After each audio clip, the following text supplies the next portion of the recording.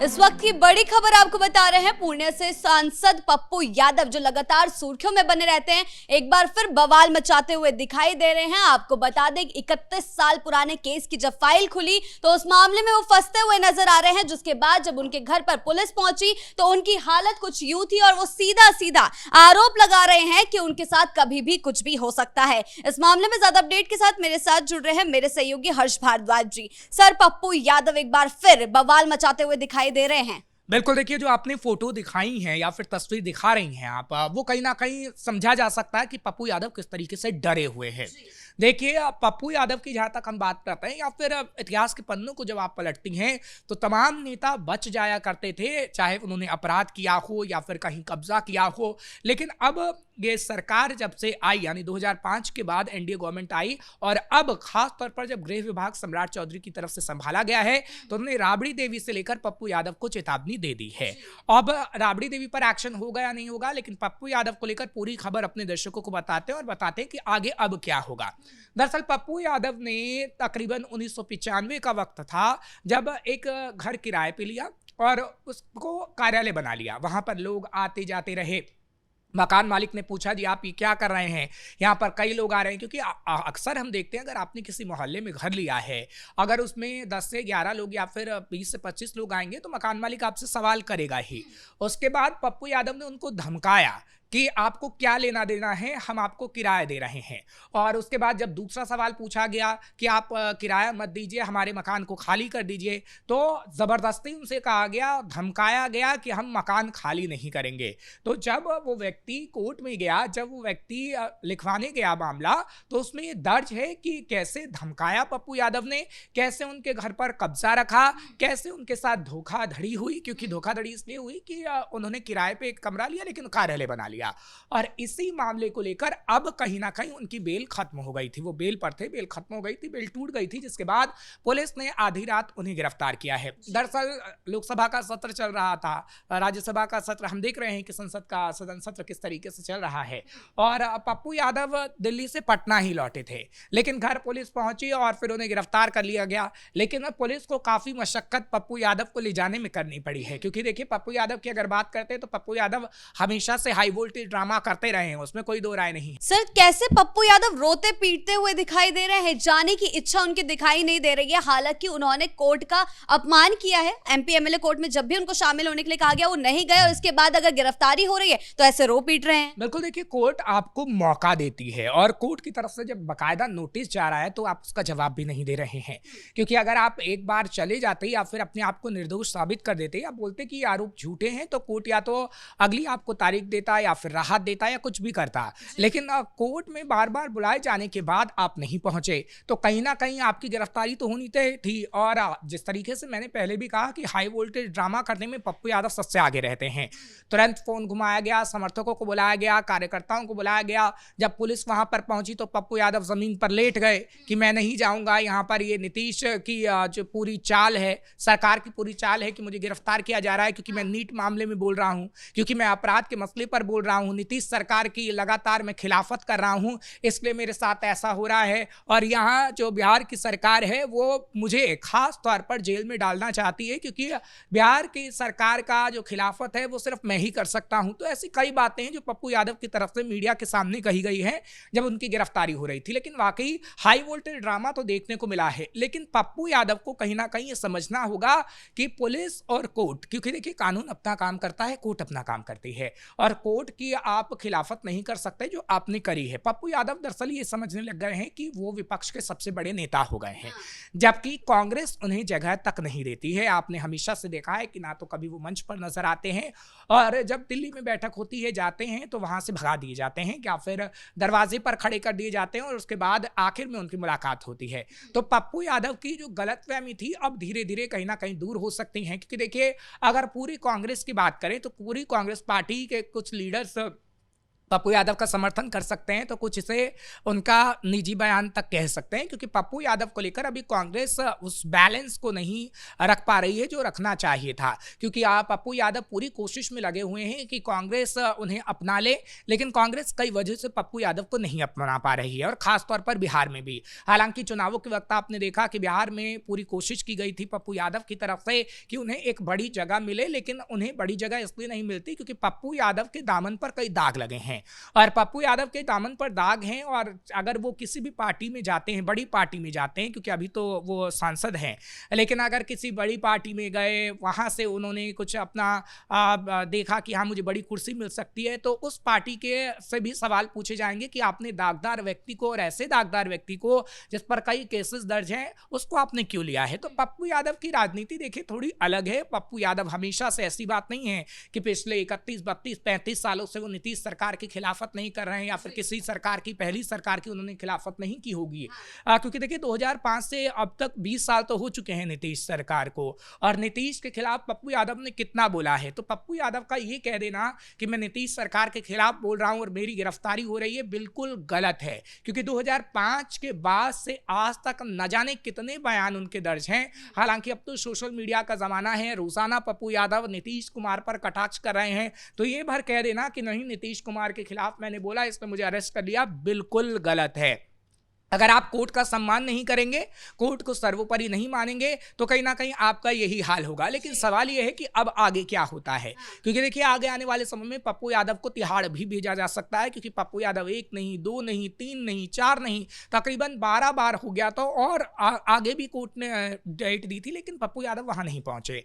और अब ये कहा जा रहा है कि पप्पू यादव पर ये केस कहीं ना कहीं ऐसा होगा, क्योंकि अभी देखिए केस हुआ था, फिर कोर्ट में गया था, देखिए उन पर खासतौर पर कहा जा रहा है कि कई और केसेस दर्ज हो सकते हैं। क्योंकि 1995 का जो मामला था, 1995 का जो मामला था, अभी जो 1995 में शिकायत की गई थी, ये कहा जा रहा है कि उनके परिवार वाले, जिनका मकान था, उनके परिवार वाले कई और आरोप लगा रहे हैं। अगर उनके परिवार वालों ने कोर्ट में जाकर बयान दिया पप्पू यादव के खिलाफ, तो पप्पू यादव बुरे फंसेंगे, क्योंकि उन्होंने ही शिकायत दर्ज करवाई थी और कोर्ट सबूत मांगती है। उनका भी कहना था कि धोखे से उनके मकान का इस्तेमाल किया जा रहा था, और जब उन्होंने खाली कराने की बात की तो नहीं किया गया। इस मामले में अब कोर्ट ने कुर्की जब्ती का आदेश भी दिया था, लेकिन फिर भी उसका कोई भी संदर्भ जो है वो दिखाई नहीं दिया। देखिए इतना तो तय है कि कहीं ना कहीं पप्पू यादव की उतनी कुर्की तो जरूर हो जाएगी जितना उन्होंने मकान जब्त किया था। क्योंकि देखिए पहले मकान की कीमत और अब की मकान की कीमत में काफी अंतर है। पहले की अगर हम बात करें तो मकान चाहे 3 लाख का हो, 2 लाख का हो,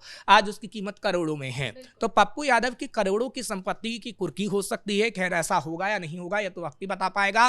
क्योंकि देखिए एक तो सरकार, जो नीतीश सरकार है, वो क्लियरली कह चुकी है कि हम ना तो नेता को देखते हैं कि कौन नेता है, क्योंकि नेता हो या आम जनता हो, अगर उसने अपराध किया है, अगर उसने ऐसा कृत्य किया है कि वो जेल जाने लायक है और कोर्ट की तरफ से अगर कोई फैसला आता है तो वो जेल जाएगा। क्योंकि अभी हाल ही में सम्राट चौधरी का जो मैंने शुरुआत में जिक्र किया, राबड़ी देवी के लिए ये कहा गया कि अगर आपके पास नीट मामले में कोई सबूत है तो आप पेश करिए, नहीं तो आप भी जेल जा सकते हैं। इशारों इशारों में साफ ही कह दिया गया था। तो ये क्लियर मैसेज देने की कोशिश है। हालांकि ये मैसेज कोर्ट की तरफ से खास तौर पर दिया गया है और सरकार की तरफ से दिया ही जाता है, लेकिन कोर्ट ने ये फैसला लिया है और कोर्ट के फैसले को आप पूरी तरीके से नकार नहीं सकते हैं। क्योंकि देखिए इस मामले में ये था कि कोर्ट बार बार आपको बुला रही है, आप नहीं जा पा रहे हैं, तभी पुलिस ने आपको गिरफ्तार किया ना। इसमें कोर्ट ने ये कहा है, और आप ही कह देंगे कि नहीं सरकार ने किया है, सरकार ने पुलिस वालों को भेज दिया, और वो तो पुलिस वाले नहीं, वो तो गुंडे कह रहे हैं कि नीतीश के गुंडे ने हमें गिरफ्तार कर लिया है। उनकी जो आपने भाषा सुनी है वो तो आपने देखी है कि किस तरीके की उनकी भाषा रहती है। वो हमेशा पुलिस वाले को नीतीश के गुंडे कहते हैं और बताते हैं कि किस तरीके से जबरदस्ती गिरफ्तारी कर ली जाती है, किस तरीके से संपत्ति की कुर्की होती है। लेकिन पप्पू यादव के लिए मुश्किलों भरा समय है और पप्पू यादव आगे आने वाले समय में तिहाड़ भी जा सकते हैं। ये होगा या नहीं होगा ये तो खैर ही वक्त बता पाएगा। लेकिन हाँ, हंगामा अभी भी बिहार में चल रहा है। उनके समर्थकों ने ऐलान कर दिया है कि नीतीश सरकार के खिलाफ वो हंगामा करेंगे, प्रदर्शन करेंगे। और बिहार के कई जिलों में, पूर्णिया में तो होगा ही होगा, लेकिन बिहार के कई जिलों में पप्पू यादव के समर्थक ऐसा हंगामा अभी करने जा रहे हैं। हालांकि पुलिस बल इसको लेकर पूरी तरीके से अलर्ट है और पुलिस बल की तरफ से कहा गया है कि अगर कोई भी ऐसा उत्पात या हंगामा हुआ तो पुलिस डंडे बरसाएगी और पुलिस उसमें कोई भी कोताही नहीं बरतेगी, क्योंकि अगर आपका हंगामा काटना ही मकसद है तो कहीं ना कहीं पुलिस की तैनाती इस बात को दर्शाती है कि कैसे उन पर डंडे बरसेंगे। सवाल ये भी उठ रहा है ना कि शांति से भी तो जा सकते थे, इतना रोने पीटने की जरूरत क्यों थी? देखिए, ये एक हाई वोल्टेज ड्रामा राजनीति में अक्सर किया जाता है और ये बताया जाता है कि मैं अपराधी नहीं हूं, मैं निर्दोष हूं, लेकिन सामने वाला जो सत्ता पक्ष है वो किस तरीके से मुझे अपराधी घोषित कर रहा है। तो एक रणनीति होती है राजनेताओं की जब भी ऐसा होता है, क्योंकि हाँ, कुछ नेताओं को आपने अक्सर देखा होगा कि जब कोर्ट बुलाता है तो वो चला जाता है, लेकिन अगर कोर्ट नहीं जाता है तो अपने वकीलों के थ्रू वो जवाब भिजवाता है। लेकिन पप्पू यादव ने वो भी नहीं किया, इसलिए पप्पू यादव अब लाइमलाइट में और भी आना चाहते हैं। हालांकि पप्पू यादव गिड़गिड़ा जरूर रहे थे कि नहीं, मैंने ऐसा कुछ नहीं किया, और रोने की तो तस्वीर आपने दिखाई दी है। तो खास तौर पर पप्पू यादव इसलिए जाने जाते हैं कि वो हाई वोल्टेज ड्रामा करते हैं। पप्पू यादव इसलिए जाने जाते हैं कि वो ऐसे बयान देते हैं, चाहे वो नीतीश की पुलिस को गुंडा कह दें या फिर नीतीश को ही कह दें।